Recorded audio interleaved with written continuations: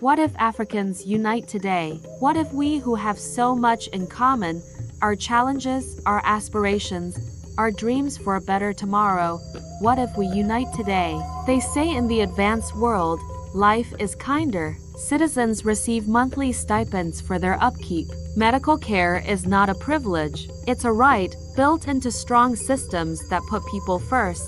Education is accessible, housing is dignified, and countless programs exist to make life better for everyone. But here in Africa, we live under a shadow cast by leaders who enrich themselves, their families, and their cronies, while their people suffer. Nations overflowing with gold, oil, gas, fertile land, and other natural resources. Yet our hospitals collapse, our roads crumble, our schools rot away. Systems meant to serve have failed, leaving millions to fend for themselves. Worse still, a dangerous seed has been planted in our minds. The belief that we were born to suffer, that hardship is normal. That to be African is to struggle for basic things others take for granted. We've been taught to endure instead of to rise. And this lie has kept us in chains for generations.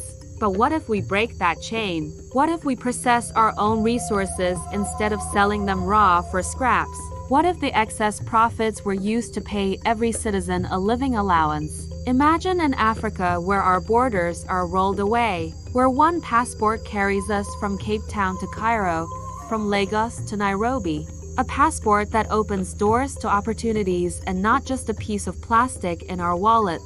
Picture thriving industries, world-class hospitals, clean streets, reliable power, young people creating technologies that change the world. This is not a dream too far away. It is possible. A new Africa is possible, but it will not come by wishing. It will come when we work, when we unite, when we refuse to accept that suffering is our destiny. Africa, the future is in our hands.